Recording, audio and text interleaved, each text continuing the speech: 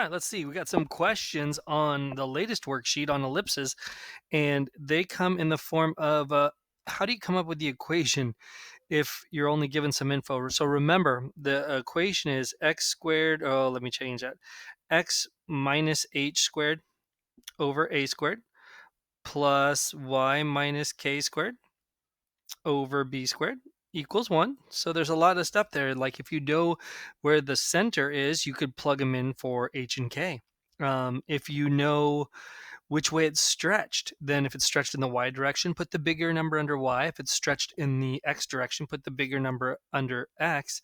And then don't forget the foci are going to be a squared minus b squared equals c squared. The way I remember that is that little triangle that I do here on the bottom. So with all that kind of there, let's just try, I don't know, number 3. And then I'll maybe randomly just pick some or something. So here's number 3. I know where the vertices are. So the good news is -4, -2, and -4, -16. That means that the center has to be right in between. So the center has to be -4. And the way you find that is you add them together and divide by 2. So -4 is -8, divided by 2 is -4.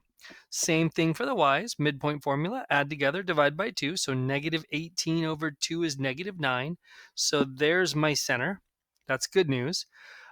These are called vertices, and they're in the y direction. So I know this is stretched in the y direction. So I can tell you that much, stretched in y. And I can even tell you how far it is.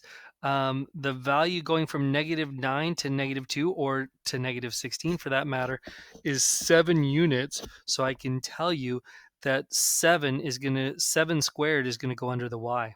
So with all of that, I can already tell you a lot about this equation. I'll put the y's first for you just in case you like that better. But y plus 9 squared over 49 plus x plus 4 squared equals 1. I just don't know what it's over, right? I just don't know how far we're stretched in the x direction.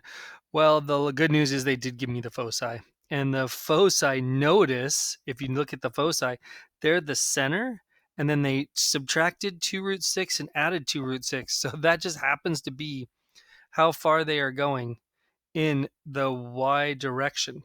So that tells me that C is 2 root 6. So C is 2 root 6. And by the way, that was another way to tell me that this was stretched in the y direction, because the foci would be stretched in the same direction as the vertices. So the good news is, if I know this formula, a squared minus b squared equals c squared, I know a is 49. I don't know b squared. That's what we're trying to figure out. And I know c is 2 root 6. So c squared is 4 times 6 is 24. So I know that's true right there, right? And so I can subtract the 24 here, and I can get 25. When I subtract that is equal to, if I move the b squared over to the other side. Now, funny thing is, I could figure out what b is, but I don't want it. I want b squared. So boom, there's my answer for number 3. All right, try number, I don't know, number 6, maybe. Number 6, I know the center. Oh, that's great. And the vertex is in the y direction. Oh, this is beautiful. So y minus 10 squared over something plus x plus 2 squared over something equals 1. Now, I put the y's first because it was in the y direction, so that was the hint there. I also noticed it's 7 units, so again, 49. That's kind of exciting. 7 squared. And look at this, the covertex is 1 unit in the x direction, so it's just 1 unit.